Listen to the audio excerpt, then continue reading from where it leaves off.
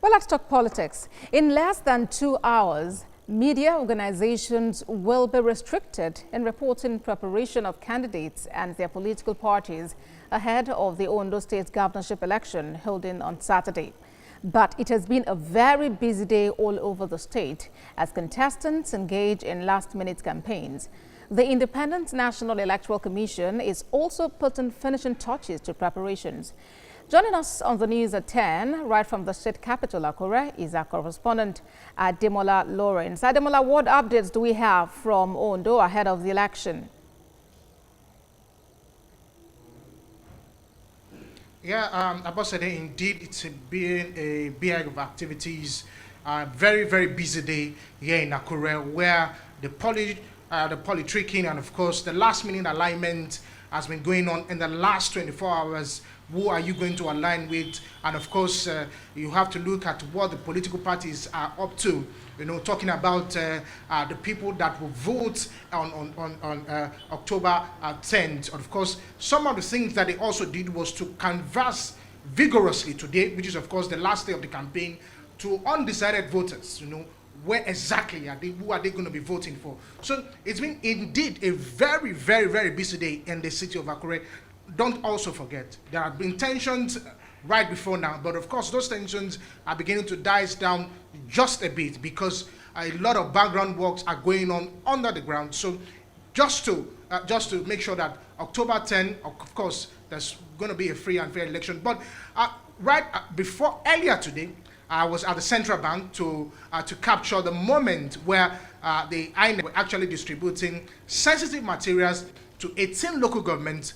And this was some of the things that observers, and of course, while speaking to the National Commissioner of INEC, had to say on the report.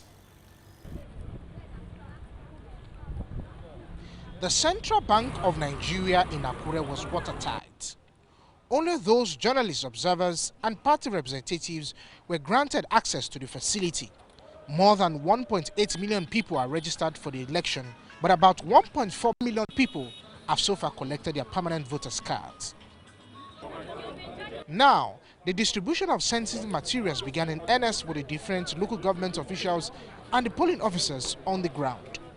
The election materials were labeled according to the local government. Attached along with them are police officers to secure them to their assigned destination. Speaking with some of the election observers, they acknowledged the promptness of the Independent National Electoral Commission in the distribution of the sensitive materials. It's very committed to making these elections as well organized and credible as it can possibly be.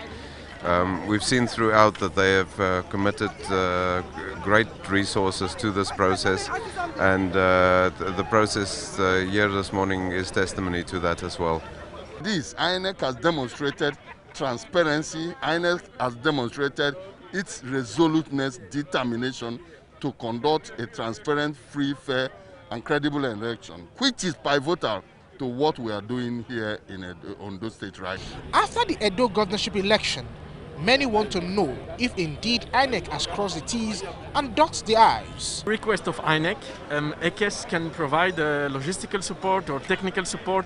It could be providing consultants to work on specific areas, such as the monitoring tools of the process. We waited for the CBN. They preferred to bring out all the materials at once, after which the vehicles come in one by one by local government. And the first one out was Ilaje because it is farthest and it is over the seas. So they have to go first, after which we had SLD. With less than 48 hours to the Ondo State governorship elections and over 1 million registered voters, 1.8 ballot boxes produced and dispatched to 18 local governments, many are hopeful that this election will be free and fair in order to strengthen Nigeria's democracy. Ademola Lawrence, TVC News, Akure.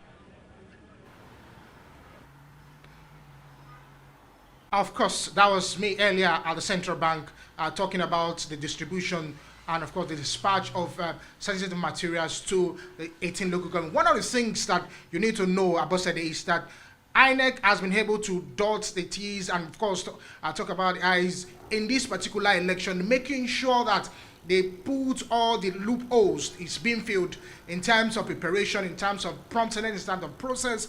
They've been able to do that because you can always get that from the observers, the foreign observer and the local observers who were on ground. And one of the things that also played out today was the fact that all the security agencies were fully on ground from the security meeting that they had, a press conference that was held this morning, and talking about the conference, the security for the election, and of course some other observers that was also around Akure to make sure that things are going on well, and of course Edo State have a free and fair election come on the 10th of October, which is very, very vital to the process of the election. Indeed, Demola, in less than 2 hours, media organizations will be restricted from reporting preparations by parties and the candidates.